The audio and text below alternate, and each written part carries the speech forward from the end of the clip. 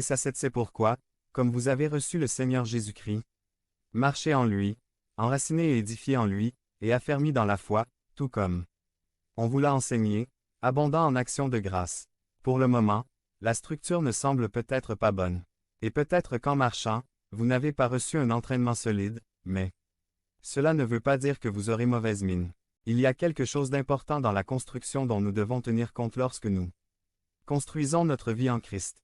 Nous ne pouvons pas construire correctement seuls. Ensemble avec Jésus, nous pouvons mieux construire nos vies. Que son corps long et agile, il possède un cœur disproportionnellement petit, ce qui ne lui permet pas de maintenir cette vitesse longtemps, à moins que le léopard n'attrape sa victime. Dès le premier sursaut d'énergie, il est contraint d'abandonner la chasse. Parfois, nous, chrétiens, ressemblons à ce léopard chasseur. Au début, nous répondons à l'appel de Dieu, avec une énergie explosive, mais nous ne pouvons pas la maintenir longtemps. Et bientôt nous échouons et disparaissons. Nous promettons de travailler plus dur, et de courir plus vite, alors que ce dont nous avons besoin n'est pas plus de vitesse mais de persévérance. Nous avons besoin d'un cœur plus grand. Beaucoup de mouvements, de bruit et d'émotions ne servent à rien si nous ne donnons pas notre cœur au Seigneur. Ma bien-aimée, aujourd'hui est un jour pour réfléchir sur nos vies et sur la façon dont nous construisons notre vie chrétienne. La persévérance est essentielle au sein de notre construction. La Bible dit, « Celui qui persévérera jusqu'au bout sera sauvé. » Ma bien-aimée, je t'invite à continuer de mener le bon combat de la foi. Qu'il ne se lasse pas, qu'au moment où vous vous sentez seul, triste, sans la force de continuer, sachez que vous pouvez compter sur un ami de l'Église. Qu'il puisse parler à ses pasteurs, que Dieu soit toujours prêt à écouter le cri de ses enfants. Mon bien-aimé, affirme l'apôtre Paul. Soyez convaincus que celui qui a commencé une bonne œuvre l'achèvera en vous.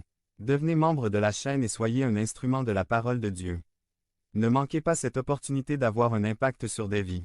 Cliquez maintenant sur le lien dans la description et aidez-nous à diffuser la parole de Dieu. Faites attention, ou vous mettez les pieds par Andrés Gomez. Résumé. Dans notre marche chrétienne, nous rencontrons différents problèmes et obstacles. L'importance de marcher en reconnaissant Dieu dans toutes nos voies. Introduction. Nous avons tous une histoire différente. Au sein de notre histoire, chacun d'eux présente des nuances différentes. Il y a des histoires pleines de grande joie, il y en a d'autres qui sont pleines de douleur, de frustration, de déception, de découragement, de réalisation, de victoire, bref, chacune de nos histoires a une couleur différente. Ce dont je suis sûr, c'est que nos histoires particulières ont quelque chose en commun, et ils ont tous eu un début. Nous ne savons pas comment cela a commencé, mais nous savons que cela a eu un début et que le début de notre histoire a très probablement commencé par une étape. Il y a un vieux proverbe qui dit « Un voyage de plusieurs kilomètres commence par un pas ». Il est donc important que nous comprenions à quel point notre marche est cruciale. La première chose que Dieu fait est de redresser nos pas.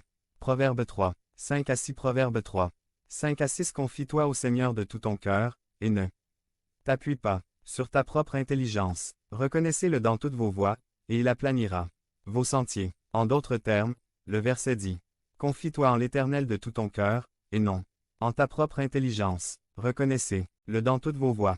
LSG. Lorsque nous reconnaissons Dieu dans nos voies, nous le laissons intervenir dans nos vies. Croire pleinement que Dieu a sauvé nos pas, c'est reconnaître la souveraineté de Dieu dans nos vies. L'homme est trop ambivalent pour savoir où il va. Cependant, lorsque nous marchons sous l'ombre du Tout-Puissant, nous obtenons la clarté. La Bible dit, « Il y a des voies qui semblent droites à un homme, mais si la fin est la mort. » Montrez la vidéo.